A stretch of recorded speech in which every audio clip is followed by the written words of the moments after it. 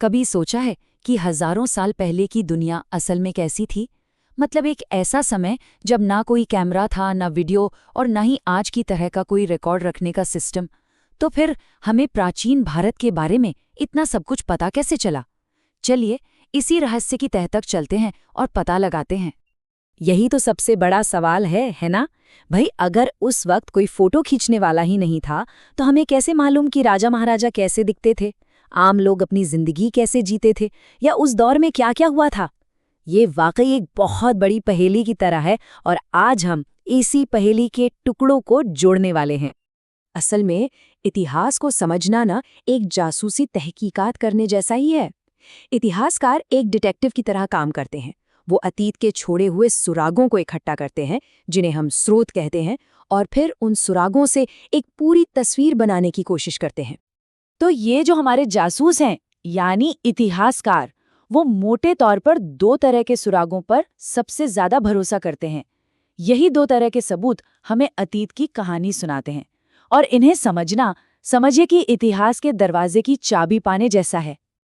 चलिए, तो सबसे पहले बात करते हैं पहली तरह के सुरागों की, अतीत की आवाजें। इसका मतलब है वो सारी कहानियां, वो सारी बातें जो हमें लिखे हुए रूप में मिली हैं। इन्हें हम कहते हैं साहित्यिक स्रोत। अब देखिए, इन लिखित सुरागों में भी तीन खास किस्में हैं। पहला है धार्मिक साहित्य, जिससे हमें उस समय के लोगों की आस्था, उनके समाज के बारे में पता चलता है। दूसरा है धर्मनिरपेक्ष साहित्य, जिसमें कानून, विज्ञान, नाटक, इस तरह की बातें होती हैं। और तीसरा, जो बड़ा मजेदार है, वो है विदेशी यात्रियों के लिखे हुए लेख, जो हमें एक बाहरी नजर से उस दौर को दिखाते हैं। धार्मिक साहित्य का एक बहुत ही शानदार उदाहरण है हमारे पुराण।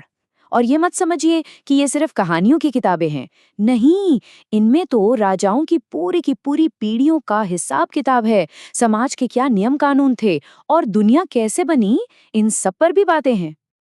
इस तरह की लाइनें पुराणों में बहुत मिलती हैं। ये हमें उस समय के राजाओं और उनके खानदान के बारे में एक धागा पकड़ाती हैं, और बस उसी धागे को पकड़कर इतिहासकार अपनी जांच आगे बढ़ाते हैं।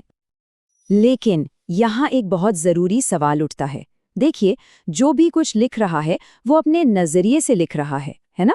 हो सकता है किसी ने अपने राजा की कुछ ज्यादा ही तारीफ कर दी हो, या अपने दुश्मनों को बहुत बुरा दिखाया हो।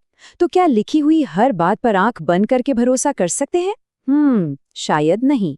और बस इसीलिए हमारे जासूसों को दूसरे तरह के सुरागों की भी जरूरत पड़ती है। और यही एंट्री होती है दूसरे तरह के सुरागों की, समय के छोड़े निशान। ये वो असल चीजें हैं जिन्हें लोग पीछे छोड़ गए और जो बाद में हमें जमीन के नीचे दबी हुई मिली। इन्हें हम कहते हैं पुरातात्विक स्रोत। इन सुरागों में क्या क्या आता है? इसमें है शिलालेख, मतलब पत्थर पर खुदे हुए लेख, उस जमाने के सिक्के जो बताते हैं कि व्यापार कैसा था और राजा कौन थे, पुराने किले और मंदिर, और रोजमर्रा के जीवन में इस्तेमाल होने वाली चीजें, जैसे कि मिट्टी के बर्तन और औजार। शिलालेख तो खास तौर पर बहुत दिलचस्प होते हैं। क्यों? क्योंकि ये पत्थर या धातु पर लिखे गए हैं, तो इन्हें कोई आसानी से बदल नहीं सकता। ये अक्सर राजाओं के ऑफिशियल ऑर्डर होते हैं या किसी बड़ी घटना का सीधा रिकॉर्ड। इससे ये बहुत ही भरोसेमंद सबूत बन जाते हैं। और इसका सबसे बड़ा और सबसे पावरफुल एग्जाम्पल है सम्राट अशोक के शिलालेख। सोचिए, पूरे भारत में फैले इन पत्थरों पर उन्होंने अपने धम्म, यानी अपने नैतिक नियमों को खुदवाया। ये हमें सीधा अशोक के दिमाग में झांकने का मौका देते हैं, बिना किसी दूसरे लेखक के फिल्टर के। इन सबूतों को खोजना भी अपने आप में एक पूरा विज्ञान है। पहले बहुत सावधानी से खुदाई की जाती है, फिर जो भी चीज मिलती है उसे लैब में एनालाइज किया जाता है। ये कितनी पुरानी है, किस चीज से बनी है, और आखिर में इतिहासकार इन सारी जानकारी को जोड़कर ये समझने की कोशिश करते हैं कि ये चीजें हमें उस समय के जीवन के बारे में क्या कहानी बता रही हैं। तो अब देखिए, हमारे जासूस यानी इतिहासकारों के पास दो तरह के सबूत हैं। एक तरफ लिखी हुई बातें और दूसरी तरफ जमीन से निकली चीजें। केस में असली मजा तो तब आता है जब इन दोनों को एक साथ जोड़कर देखा जाता है। ये तुलना इस फर्क को बहुत अच्छे से समझाती है। देखिए, साहित्यिक स्रोत यानी किताबें हमें बताती हैं कि लोग क्या सोचते थे, उनकी कहानियां क्या थीं, मतलब वो क्यों कुछ करते थे। दूसरी तरफ पुरातात्विक स्रोत यानी जमीन से मिली चीजें हमें ठोस सबूत देती हैं कि वे क्या करते थे और कैसे जीते थे। एक हमें उनकी सोच बताती है तो दूसरी उनकी असलियत। तो सबसे जरूरी बात यह है, इतिहासकार कभी भी सिर्फ एक सुराग पर भरोसा नहीं करते।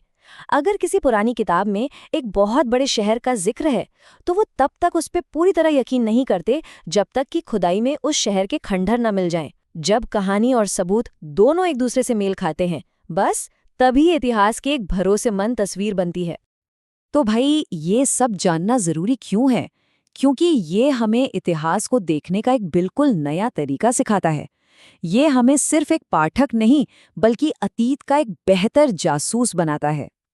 अगली बार जब कोई भी ऐतिहासिक कहानी पढ़ें या सुने तो सिर्फ उसे रट मत लीजिए। एक पल रुककर सोचिए, ये जानकारी हमें मिली कहाँ से? इसके पीछे सबूत क्या है? इन स्रोतों को समझना ही इतिहास को रटने और उसे सच में महसूस करने के बीच का असली फर्क है। और चलिए जाते जाते एक मजेदार सवाल के साथ छोड़ जाते हैं। आज हम सब अपने डिजिटल निशान छोड़ रहे हैं, हमारे सोशल मीडिया पोस्ट, हमारे ईमेल, हमारी तस्वीरें। जरा सोचिए, हजारों साल बाद जब भविष्य के इतिहासकार इन सुरागों को देखेंगे तो वो हमारे इस समय के बारे में क्या कहानी बनाएंगे।